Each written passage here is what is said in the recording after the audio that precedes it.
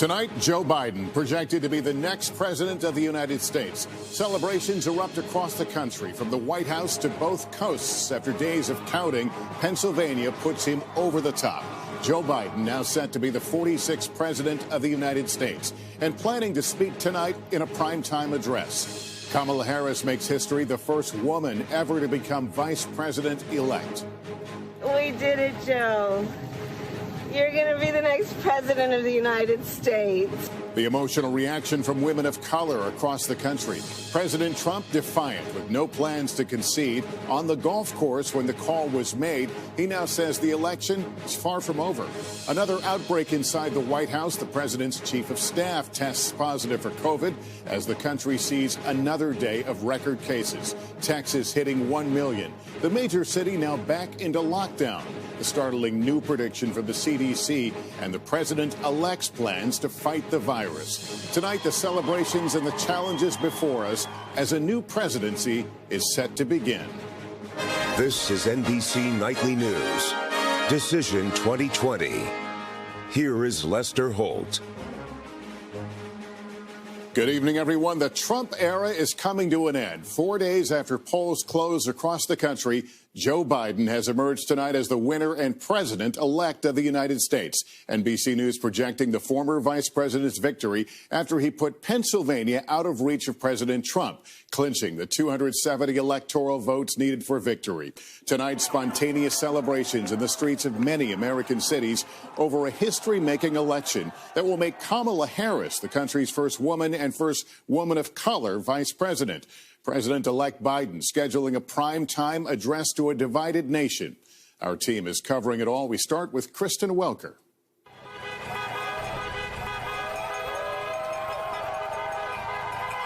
There was jubilance as people flooded the streets today, celebrating a new era in American leadership, from the White House to the West Coast.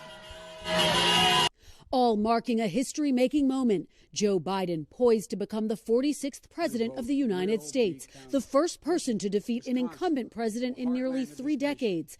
Kamala Harris is the first woman and person of color to earn the title of vice president-elect.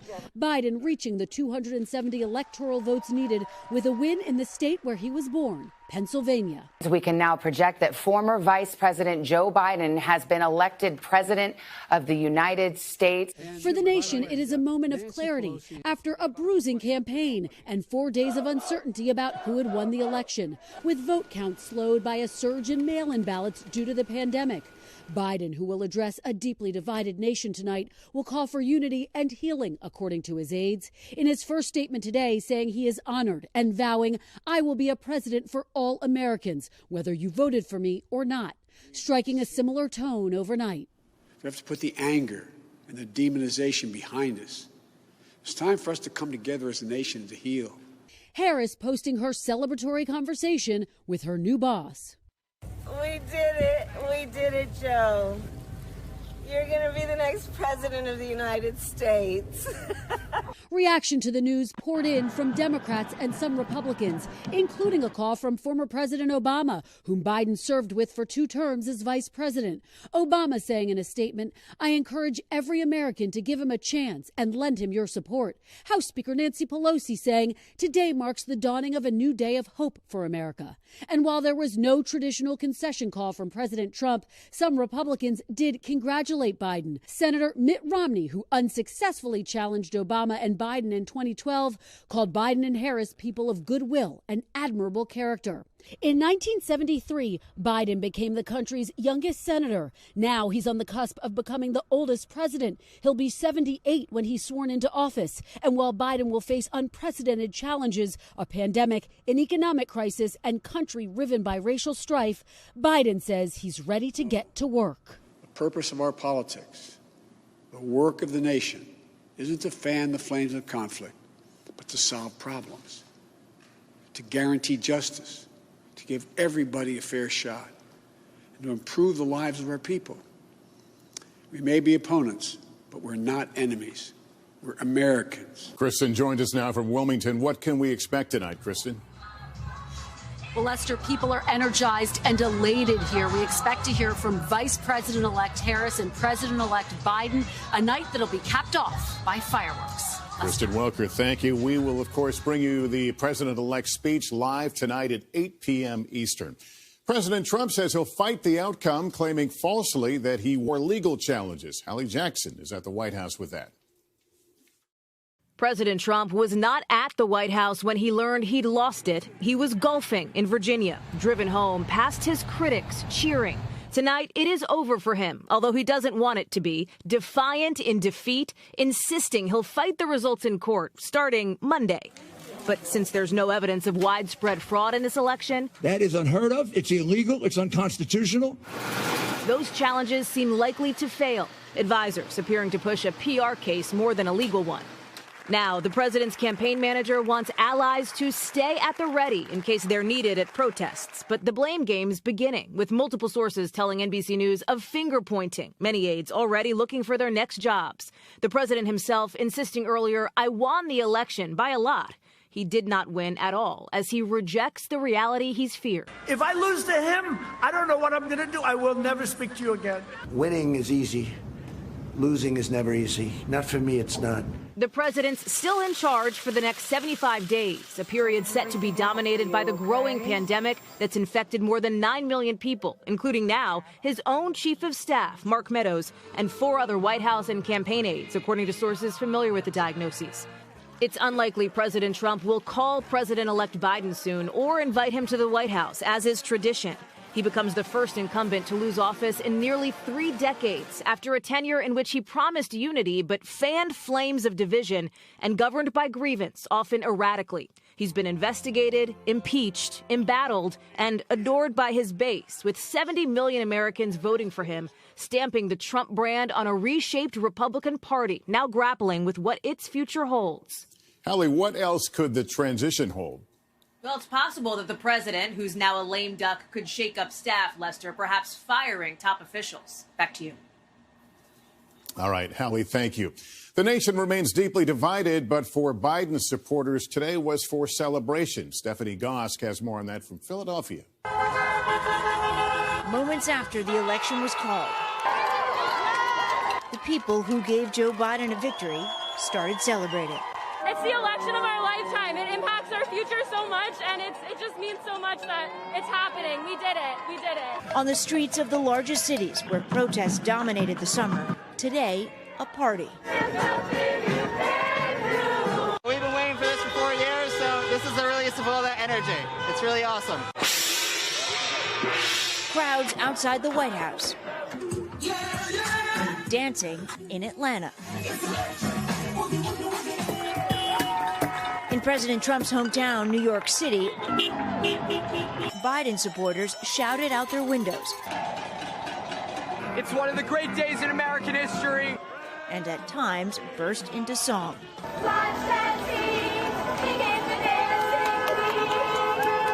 In Pennsylvania, there was pride that the votes cast here put Biden over the top.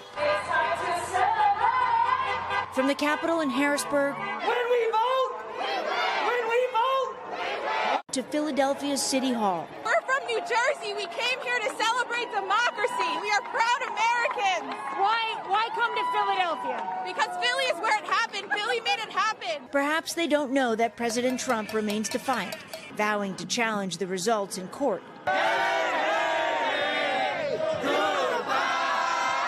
Perhaps they don't care. There's pride among Democrats in this state tonight. The mayor of the city where Joe Biden was born stood outside his family home today and told the crowd, "We have a president from Scranton." Buster, back to you. All right, Stephanie Gosk in Philadelphia tonight. Thank you. Let's bring in Chuck Todd now, NBC News political director and moderator of Meet the Press.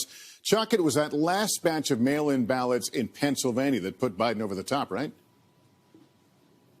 It was. It finally put him outside the automatic recount margin.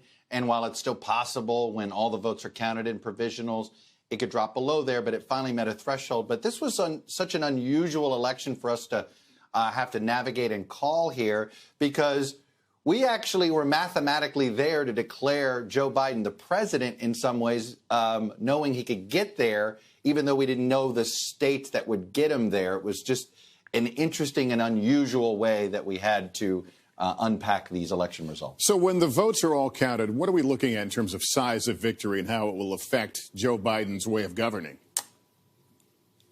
Well, look, I think there's a number of ways you could look at it and say this is a large, impressive Democratic victory. Not many Democratic presidents get a majority that often. And so in some ways, it's a big vote. Then again, it was also very competitive. I mean, I look at this election and say that the number one takeaway is 2016 wasn't a fluke.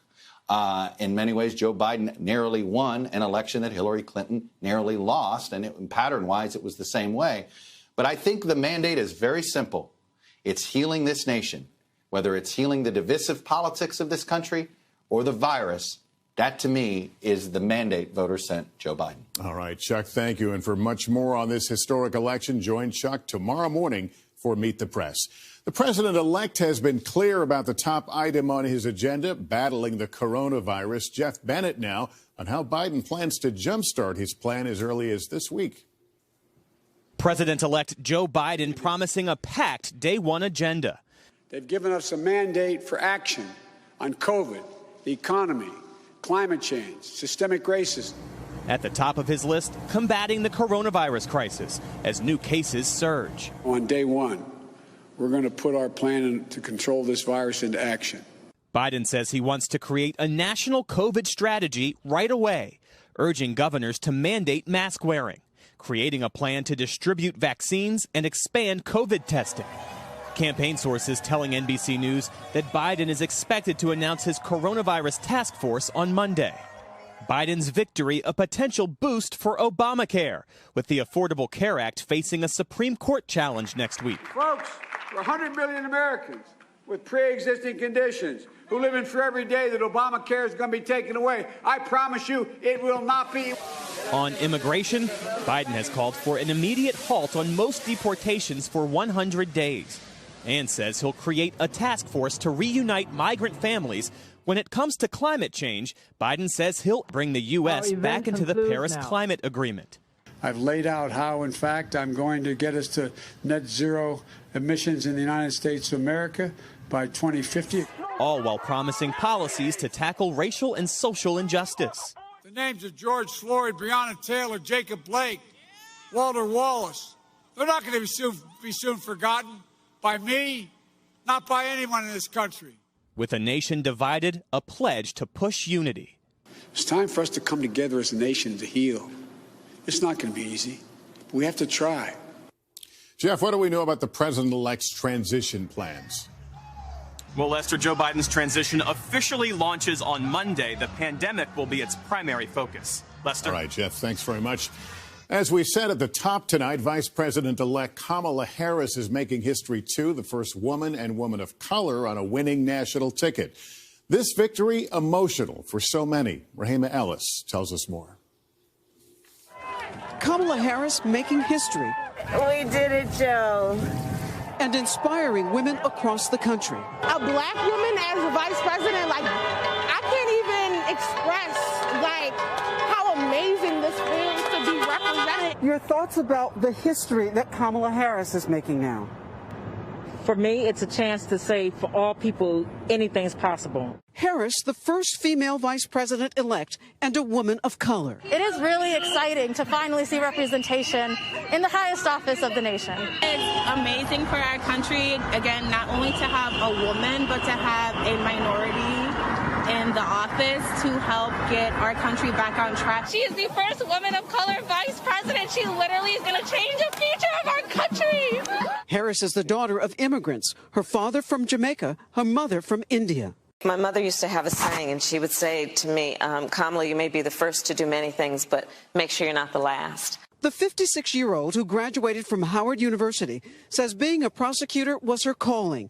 She was the first black woman to become attorney general in California before going to the Senate, where she earned a reputation for her prosecutorial skills. I'm asking you a very direct question, yes or no? Harris built her career on working, fighting, and following her mother's advice. She's Indian, and I'm Indian. 12-year-old Anjali says she wants to run for office, too. Now that she's done it, I feel like there's a path for that. When you do get that one person, you feel like they're your best friend almost, and they're guiding you and they're helping you, even though they might not even know you. And so, like, that is really, really special. It sure is. Kamala Harris paving the way for the next generation. Rahima Ellis, NBC News, Philadelphia. When we come back, the startling surge in COVID and the state that just hit 1 million cases.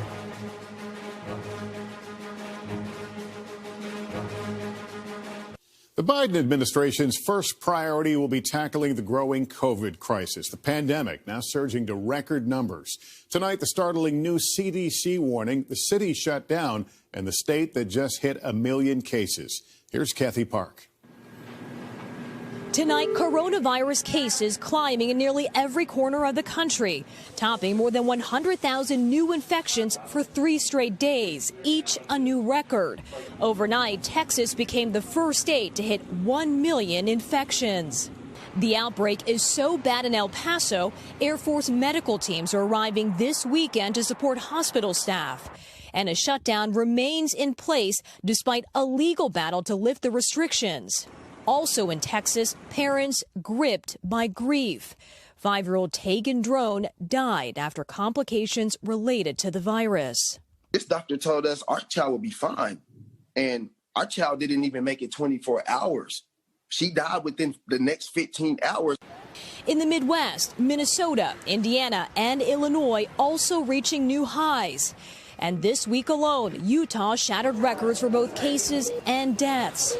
The U.S. leads the world in coronavirus deaths. And as the crisis worsens, the CDC warns that the nation is on pace to reach up to 266,000 deaths by the end of the month. ICU nurse turned patient Mariana Cisneros says her battle with COVID almost took her life. Just never think that COVID could really bring someone at my age, with no underlying health conditions as far down as it did, but it did. The 30-year-old mom of 3, a fitness competitor, still suffers from complications months later. It may take time, and it's hard to tell, but I'm not giving up. I'm fighting. Millions are in that same fight.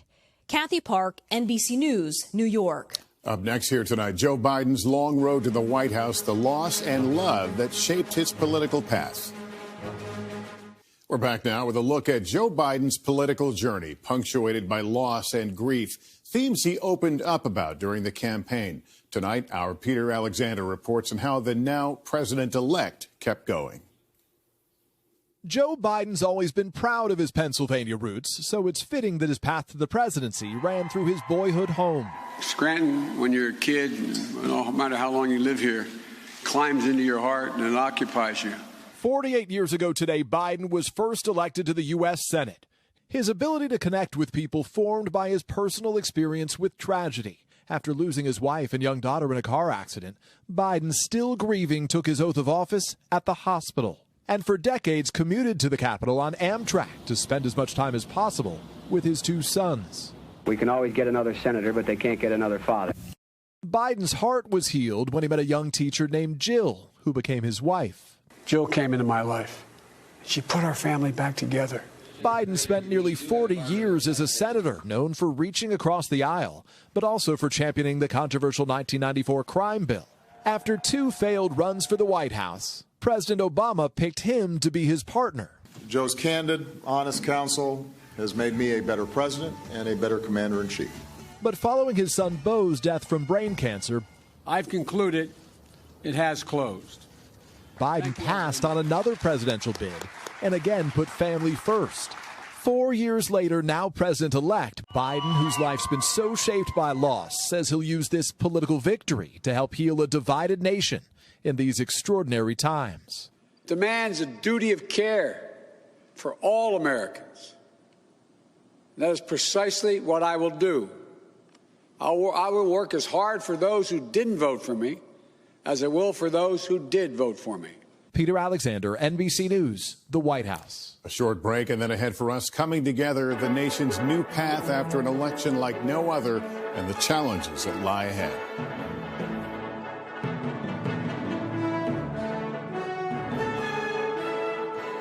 Some final thoughts before we go tonight about an election journey that has left us exhausted, bewildered, and sometimes scared. The handwriting has been on the wall for days. Today, it was on the screen in bold letters and a check mark. And for the first time, it could be said out loud, America has decided to go another way. This kind of passion, the deep disappointment of the president's supporters, the celebratory dances of Joe Biden voters should be allowed their moment. As a country, the campaign whipped us into a frenzy, too often rooted in fear of the other. Today, we let it out. Both sides deserve a collective primal scream over all we've been through. But tomorrow, just maybe, we can leave it on the field, wave away the smoke screens, and confront what we know to be real and urgent. A pandemic that is literally killing us and sending too many into financial ruin. If we can re-engage unity on anything, let it be in the insistence that our leaders, both incoming and outgoing, put us and our well-being first. That's nightly news for this historic Saturday. A reminder, I'll be back in an hour, 8 p.m. Eastern, when President-elect Biden addresses the nation. I'm Lester Holt. Thank you for watching, everyone. Please take care of yourself and each other.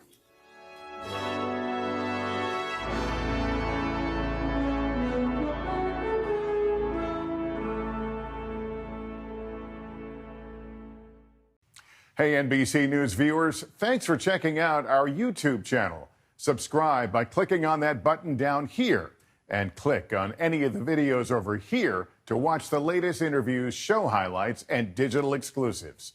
Thanks for watching.